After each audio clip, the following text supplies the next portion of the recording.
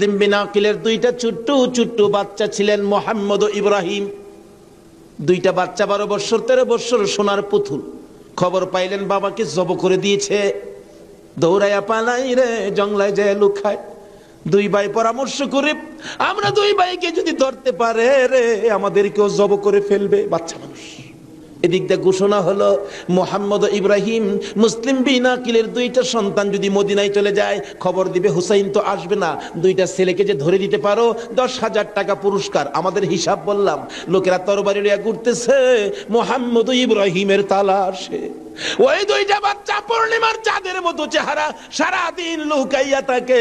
রাত্র হলে মরুভূমির পথ দিয়ে দৌড়ে আর কান্দে আর ডাকে, মদিনার পাখিরা রে আয়, মদিনার খবর, একটা খবর নিয়ে যা, কুফা নগরীর অবস্থা ভালো না, আমাদের বাবা মুসলিম বিন আকিলকে কুরবানি করে দিয়েছে। আমরা দুই ভাইকে খুঁজতেছে, রাস্তা পাই না, কোথায় যাব? হুসাইন যেন কুফায় না আসে, খবর নিয়ে যা। এভাবে একদিন এক রাত, 2 দিন 2 রাত, 3 দিন পার হইয়া 3 রাত্রের বেলা দুইটা ভাই একটা খেজুরের বাগানের মধ্যে বসেছিল। রাত্রে দৌড়াবে, মদিনায় যাবে, কিন্তু পেটের খিদা, পানির পিপাসা, আর হাঁটতে পারে না। ছোট ভাইটা বড় ভাইয়ের গলায় ধরে কাঁদতেছে, ভাই কলিজা শুকাইয়া গেছে রে, একটা কাজ সামনে যাইতে পারবো না। দুইজন গলাগুলি করে খেজুরের বাগানের মাঝখানে ঘুমিয়ে গেছে। এই খেজুরের বাগানের মালিকের নাম ছিল হারেস। হারেস নিজে ও তরবারি লইয়া ঘুরতেছে। সকালবেলা হারেসের বিবি যাই বাগান দেখবে, যাইয়া দেখে বাগানের মাঝখানে সাপ বিচ্ছুর বয় থাকে, কিন্তু এই বয়ের মাঝখানে দুইটা পূর্ণিমার চাঁদের মতো সন্তান ঘুমাইয়া রইছে। আস্তে আস্তে কাছে যাইয়া ছোট্ট ভাইটার মাথায় হাত দিলে, চোখ খুলে দেখি কুফার মহিলা। চিৎকার মারছে, ভাই গো আর ঘুমাইস না, কুফাবাসী আমরার খবর পেয়ে ফেলছে, মদিনায় বুঝি আর যাওয়া হবে না। তুমি আমার মা লাগো, আমার মা নাই, বাবা নাই, আমরা মদিনার সন্তান, আমরা মদিনার আওলাদ, কুফাবাসীর কাছে আমাদের খবর দিও না। মহিলাটা বলতেছেন, মহিলাদের মায়া বেশি, আয় বাবা তোমাদের তালাশে, আমার স্বামীও ঘুরতেছে, এখানে থাকলে কেউ না কেউ তোমাদেরকে দেখে ফেলবে, আসো আমার বাড়িতে নিয়ে লুকাইয়া রাখি, সন্ধ্যা হলে আমি নিজে মদিনায় লইয়া যাইব। মা বোনেরা, এমন একটা ভালোবাসা দাও না গো এই মহরমের চাঁদে। সন্ধ্যা হইবার আগে বাচ্চা দুইটা রান্না করে রাখছিল। ছোট্ট ভাইটা ঘুম থেকে উঠে বসে বসে কান্দে, মা মা কইয়া। বড় ভাইটা ঘুম থেকে উঠে ডাকে, কান্দিস না রে, কান্দার আওয়াজ শুনলে আমাদের জীবন থাকবে না। এমন সময় হারেস দৌড়াই আসছে ঘরের মধ্যে খানা খাওয়ার জন্য।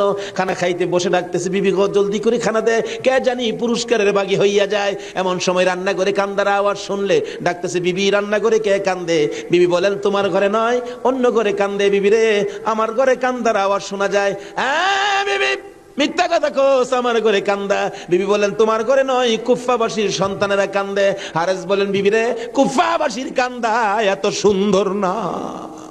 বাসন ধাক্কা দিয়ে সরাইয়া তরবারিটা লইয়া ওইটা দাঁড়াইলে বিবি পিছন দিয়ে আঞ্জায় ধরেছে, স্বামী আর সামনে যাও না, হে মদিনার ময়নাদের গলায় চুরি দিও না।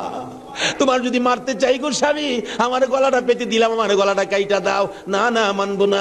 দৌড়ায় যাইয়া রান্নাঘরের দরজায় দাঁড়াইয়া দেখে দুইটা পূর্ণিমার চাঁদ উদয় হইয়া রইছে। তরবারিটা দেখে ছোট্ট ভাইটা চিৎকার মারছে, বাবা গো খইয়া। বড় ভাইটা কান্দে, কান্দিস না, আমার বাবা গেল যেইভাবে রে, আমরাও যাইব সেইভাবে। এইভাবে যারা জীবন দিয়েছে সেটাই হলো আমার আল্লাহর রাস্তা।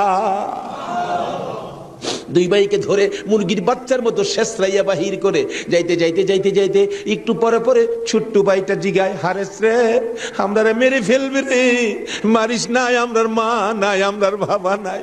আকাশের দিকে তাকাইয়া ডাকে, রে আকাশের পাখিরা রে, আর একটা খবর নিয়া হুসাইনের কাছে পৌঁছে দে, হুসাইন যেন কুফাই না আসে। রওনা হলেন, যাইতে যাইতে সন্ধ্যা হয়ে যায়। পুরাত নদীর কিনার দিয়ে যাচ্ছে। হারেস ভাবতেছে, দুইটা সন্তান, দুইটা ছেলে জীবিত যদি নিয়ে যায়, আমার চেয়ে শক্তিশালী কেউ আয়সা যদি আমার কাছ থেকে নিয়ে যায়, পুরস্কার আমি পাবো না, বরঞ্চ জব করে দুইটা মাথা খালি নিলেই তো হয়। দুইটা ভাইকে জব করার জন্য প্রস্তুতি নিলে ছুরির দিকে তাকাইয়া তাকাইয়া বাচ্চারা কান্দে।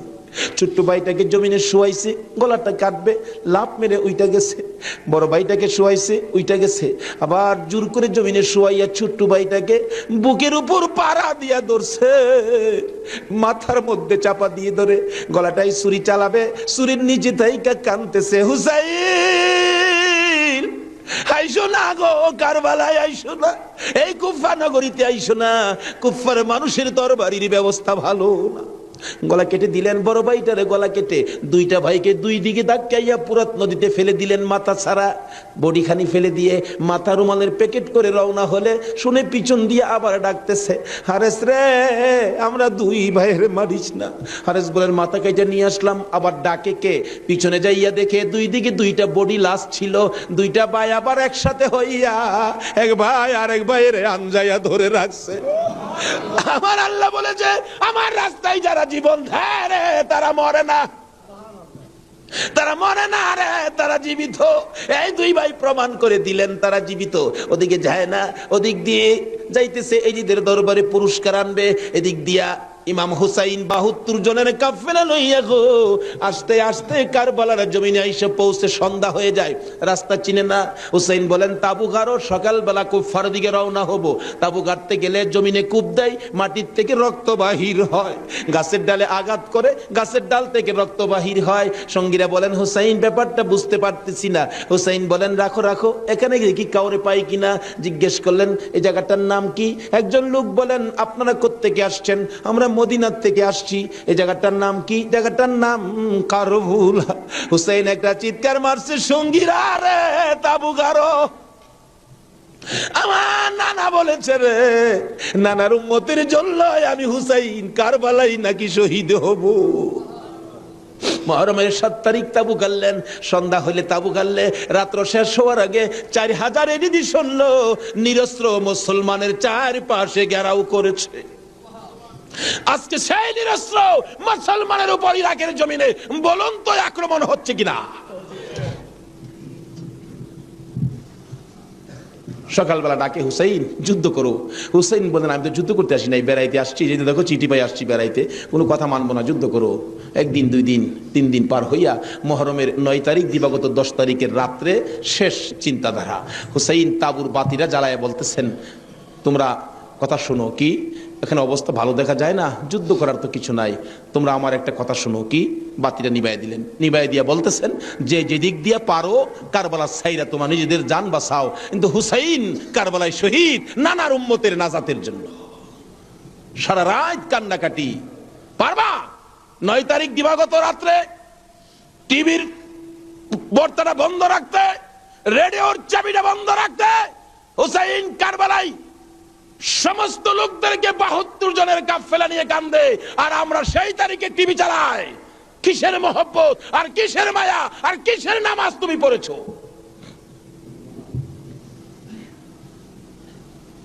যদি কথা দিতে পারো 9 তারিখ দিন গিয়া রাত্রে টিভি আর চালাবো না, আর গান বাজনা করবো না, হুসাইন তোমার জন্য ওই ফুলসিরাতের কিনারে দাঁড়ায় থাকবে।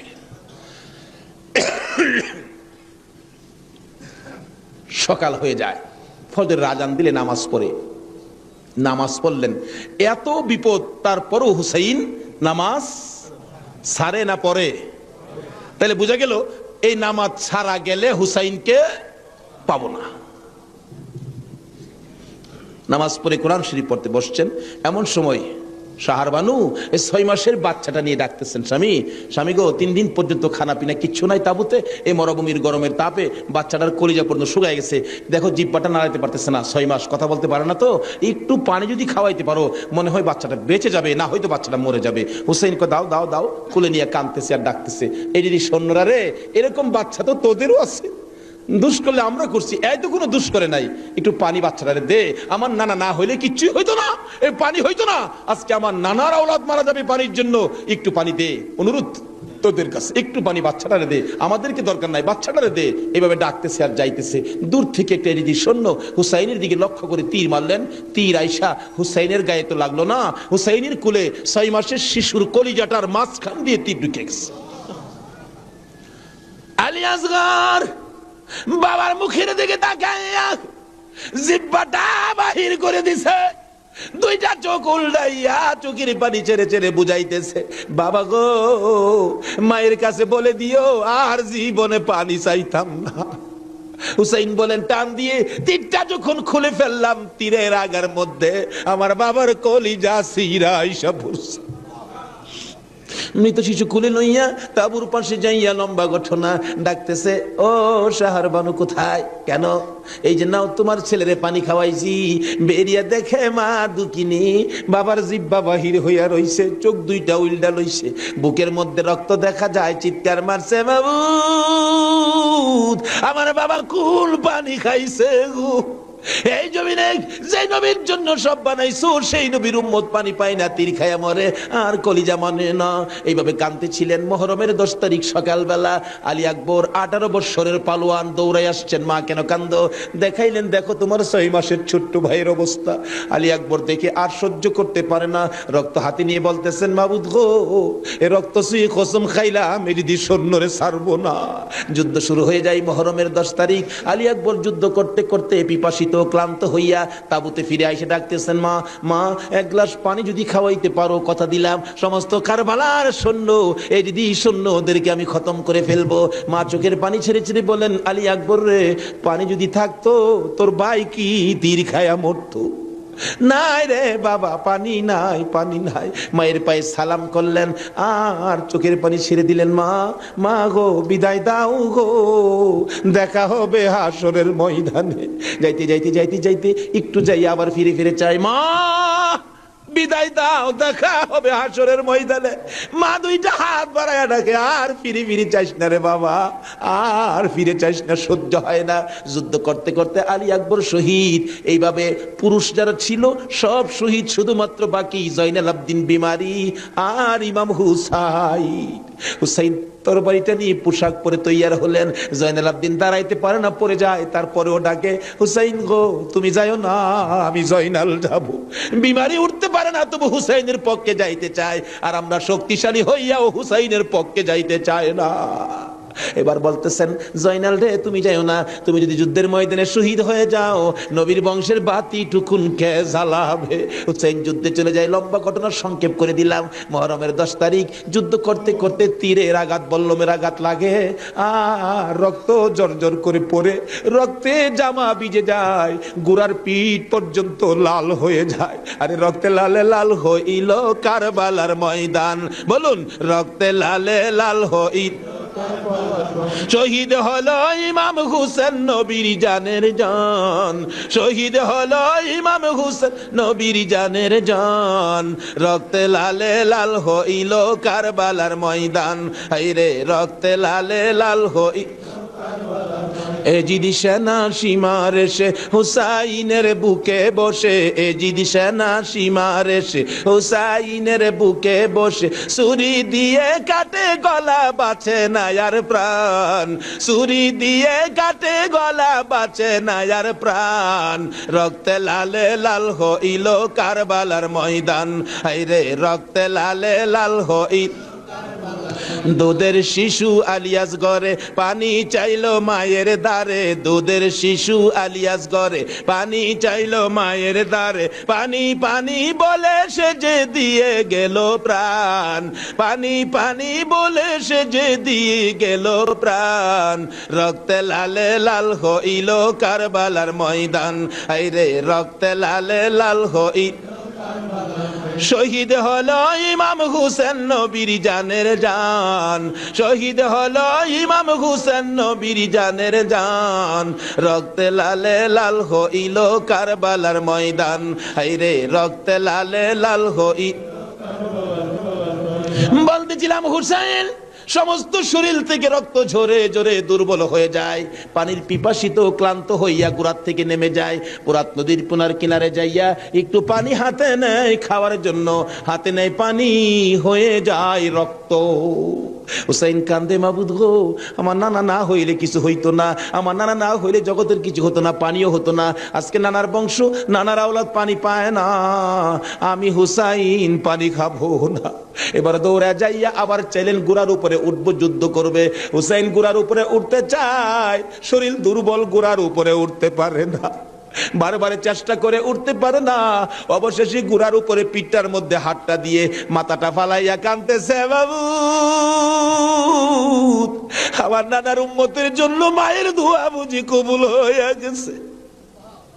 বহু চেষ্টা করলেন, ঘোড়ার পিঠের উপরে আর উঠতে পারে না, দৌড়া এসে সীমার ধাক্কা দিয়ে জমিনে ফালাইয়া বুকের উপর চড়ে বসছে। হুসাইন বলেন, সীমার রে, আমার নানা বলেছে রে কারবালায় শহীদ হব, আমার নানার উম্মতের মুক্তি পাবো। সীমার, আজকে জুমার দিন আমার 2 রাকাত জুমার নামাজ পড়ার সুযোগ দে। ও নবীর উম্মতেরা, নবীর আশেকেরা, হুসাইনের আশেকেরা গো, এই 2 রাকাত নামাজ জুমার নামাজ ছাইরো না, আমার নবীর শাফায়াত নসিব হবে না। রক্তে লাল হইয়া যদি হুসাইন 2 রাকাত জুমার নামাজ পড়তে পারে গো, আজকাল থেকে কথা দিতে হবে জীবনে কোনোদিন জুমার নামাজ ছাড়তে পারবা না। জুমার নামাজ আদায় করতে সময়টুকুন দিলে নামাজ শুরু করে দিলেন। রুকু সিজদার কাজ শেষ করে তাশাহুদে বসে সালাম ফিরানের আগ পর্যন্ত কাছাকাছি বসে বসে এই যদি সৈন্যরা নামাজের ভিতরে প্রত্যক্ষদর্শীরা বলেন, এক একটা করে তীর মারে হুসাইনের গায়ে। ডান দিক দিয়ে যদি তীরটা মারতো, বাম দিক দিয়া বেরিয়ে যাইতো, সামনে দিয়া মারলে পিছন দিয়া বেরিয়ে যায়, এই কিসিমের তীর গো নামাজের ভিতরে 72টা তীর লাগাইছে। হুসাইন সালামটা ফিরাইয়া নানা গো কইয়া কালতে কালতে জমিনে গড়াগড়ি শুরু করে দিলে। নিষ্ঠুর পাষাণ এই দিদি সৈন্যের সীমার গলা কাইটা মাথা আলাদা করে নিয়ে গেছে। হুসাইন শহীদ হয়ে যায়। ওদিকে দিয়ে ডাকতেছে। মুহররমের 10 তারিখ সন্ধ্যা যখন হয়ে গেল, উম্মে সালমা বলেন, আমি মাগরিবের পর থেকে শুনতেছি নবীর রওজার চারপাশে কে যেন হাউ মাউ করে কাঁদতেছে। মনে বড় অশান্তি, কিসের কান্দার আওয়াজ? দৌড়ায় যাইলাম, যাইয়া দেখি কোনো মানুষ দেখি না, কে যেন কান্দে। এসারের নামাজ পড়ে আমি উম্মে সালমা ঘুমের ঘরে ঘুমিয়ে গেলাম। এমন সময় দেখি আল্লাহর বন্ধু কাঁদতে কাঁদতে কোত্থেকে যেন আসতেছে। কাছাকাছি আসার পরে দেখি আবার রাসূলের গায়ে রক্ত মাখা মাটি দেখা যায়। উম্মে সালমা বলেন, হুজুর কেন কান্দেন রক্ত মাখা মাটি শরীরে লইয়া? আমার নবী বলেন, উম্মে সালমা রে, বোতলের মাটির দিকে তাকাইয়া দেখ, বোতলের মাটির অবস্থাগুলো দেখ। উম্মে সালমা বলেন, তাকাইয়া দেখি বোতলের মাটি লাল হয়ে গেছে। আবার রাসূল বলেন, উম্মে সালমা রে, আমার হুসাইন কারবালায় নাই রে, কারবালায় না। উম্মে সালমা বলেন, প্রশ্ন করলাম, ইয়া রাসূলুল্লাহ, হুসাইন তো কারবালায় শহীদ, আপনার রওজার পাশে কাঁদলো কে জানতে চাই। আমার নবী বলেন, আরে উম্মে সালমা, আমার হুসাইন যখন কারবালার জমিনে তীরের আঘাতে নানা কইয়া ডাক মারছে রে, আমি নবী রওজার থেকে বাহির হইয়া দৌড় মারছি। ওই সময় রহমতের ফেরেশতারা আমার রওজার পাশে বসে বসে কাঁদছে। আমি কারবালায় যাইয়া দেখি আমার হুসাইন তীরের আঘাতে রে নানা নানা কইয়া গড়াগড়ি করে। আমি হুসাইনকে আনজায়া ধরেছি। হুসাইন তীরের আঘাতে যতটা গৈর দিছে রে, আমি রাসূল হুসাইনের সাথে ততটা গৈর কারবালার জমিনে দিয়েছি। এই হুসাইনের রক্ত কারবালার মাটিতে পড়েছে, এই রক্ত মাখা মাটি আমি নবীর গায়ে লাগছে। এই উম্মে সালমা জানাইয়া দিস রে, এই রক্ত মাখা মাটি আমি রাসূলের কাছে জমা থাকবে। আসরের জমিন যেদিন কায়েম হবে, আমি আমার মাওলার দরবারে হুসাইনের রক্ত মাখা মাটিগুলি তুলে ধরবো। মাবুদ, আমার মেয়ে ফাতেমা সন্তান কুরবানি করেছে আমার উম্মতের নাজাতের জন্য। এই যে দেখো হুসাইনের কারবালার রক্ত মাখা মাটি তুলে ধরলাম, আর ফাতেমা হুসাইনের মাথাটুকু লইয়া দাঁড়াইয়া বলবে, আমি হুসাইনের মাথাটুকু তুলে ধরলাম। মাবুদ গো, এর বিনিময়ে আমার বাবার উম্মতের মাফ করে দাও।